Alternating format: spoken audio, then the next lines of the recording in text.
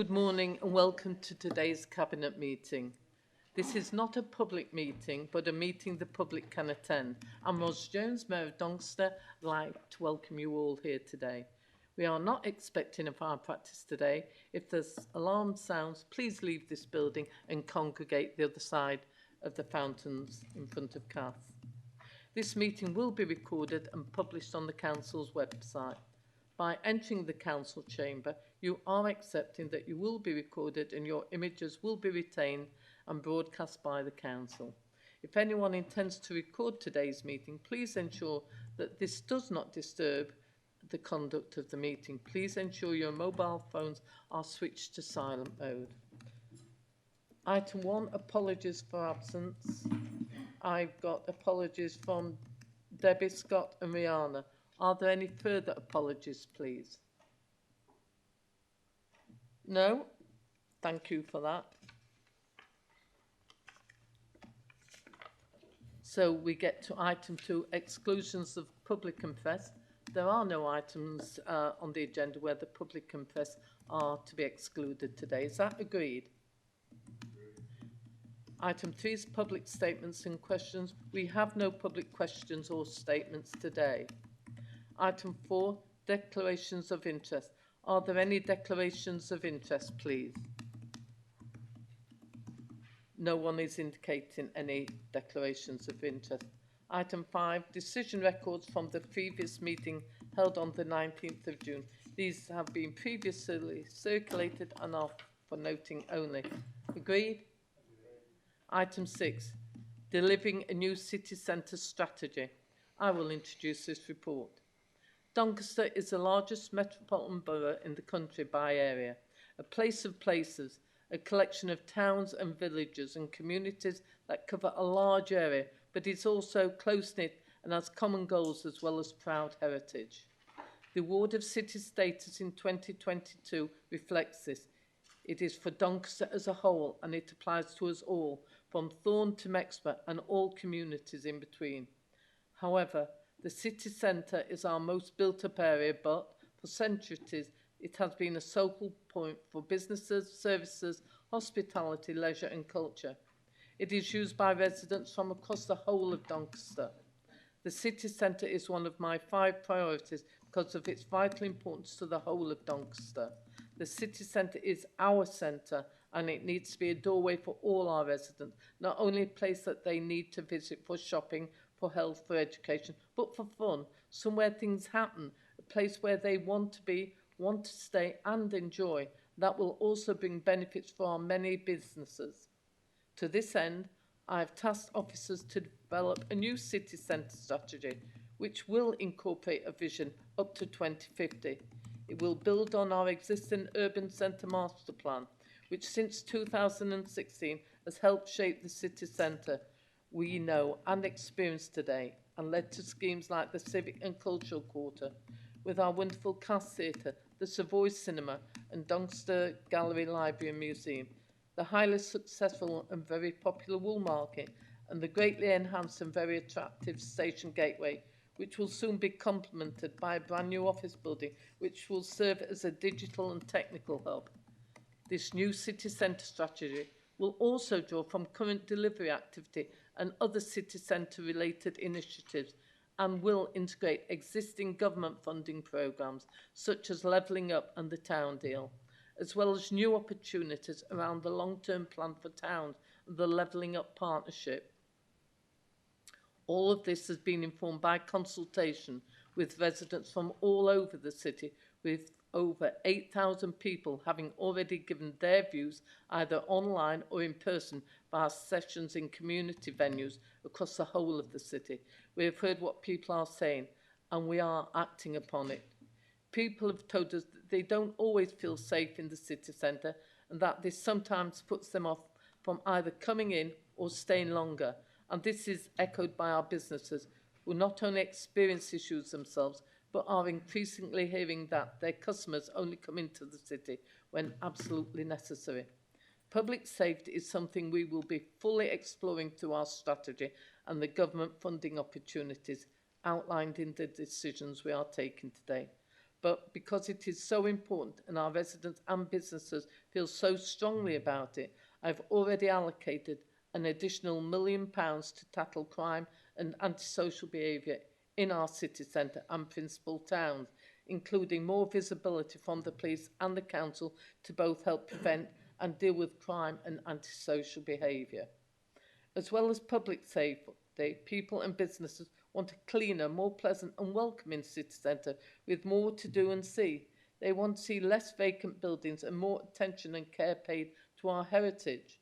This is a problem city and towns are experiencing up and down the country, but we must provide a local response.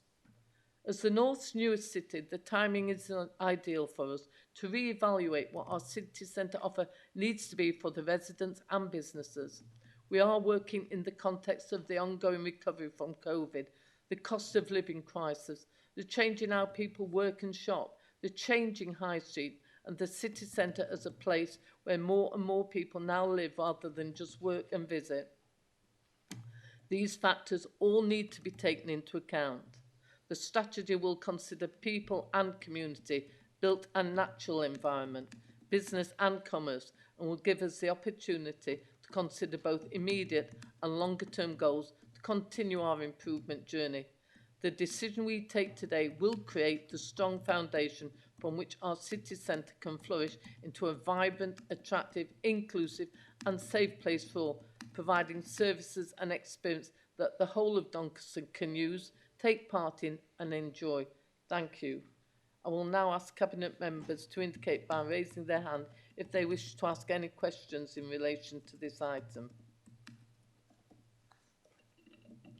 Yes, Nigel. Thanks, Ross. I think it's fair to say pre and post COVID, the city centre has faced a number of changes, particularly around shopping habits, obviously the retail offer, and it's requiring almost like a constant repurposing of the city centre to make it more creative and inspirational, to get people to come and use it, particularly from our outlying towns and villages. And we need to inspire that confidence, obviously, as a local authority to do that. I mean, the other thing that I just want to make clear at this point as well is that every town, every city in Britain is experiencing challenges and issues with rough sleepers and homelessness.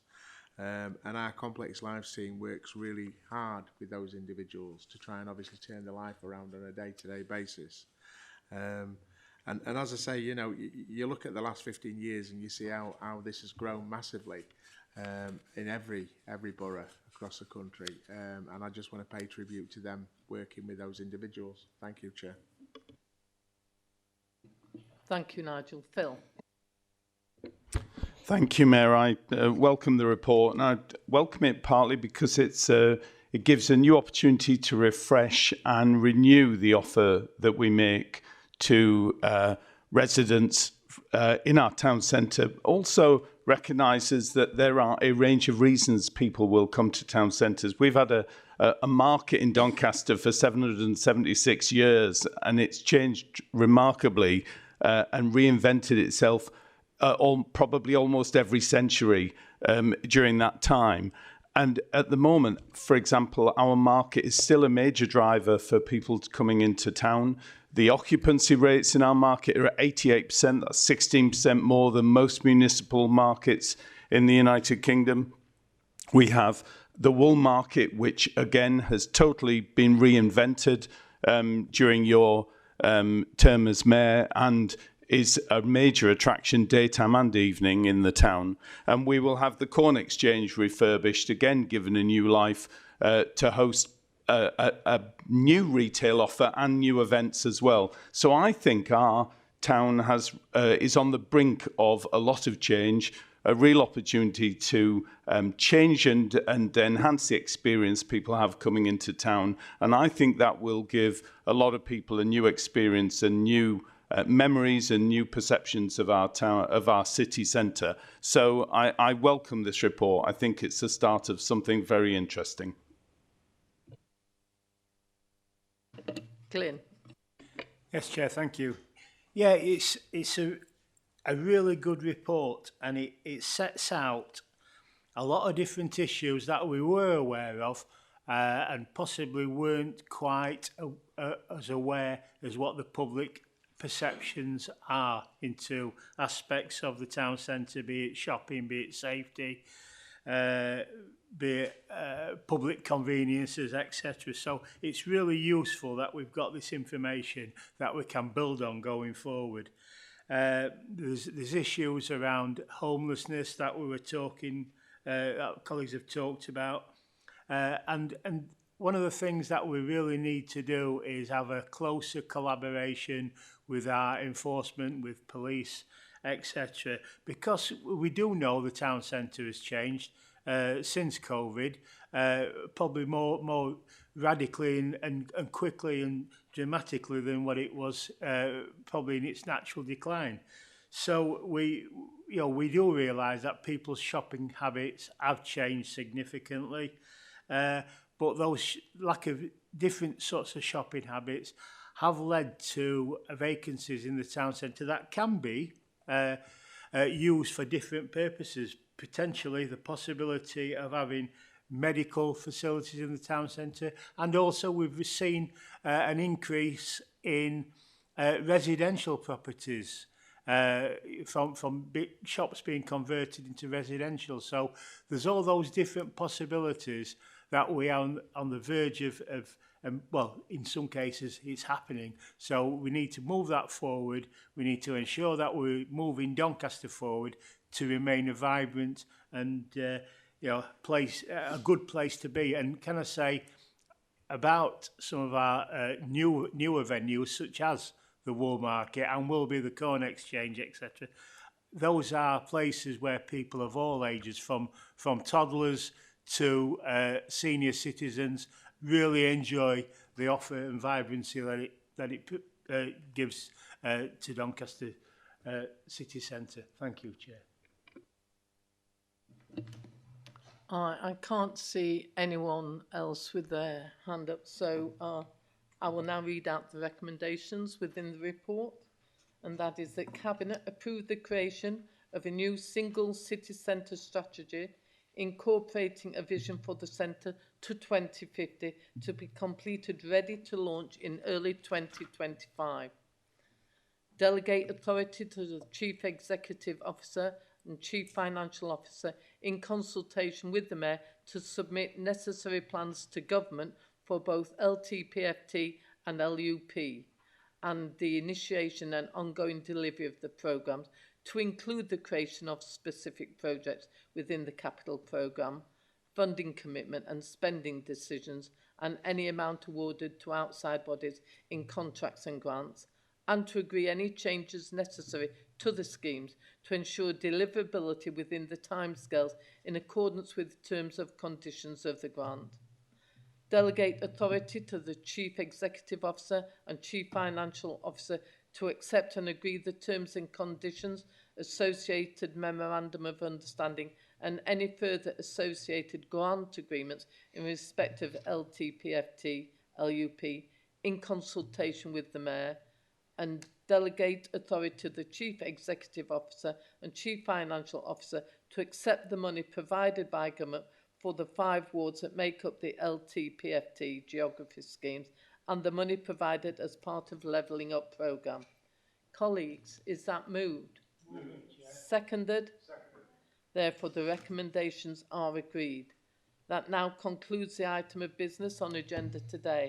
I would like to thank everyone for their attendance and input. I will now close the meeting. Thank you.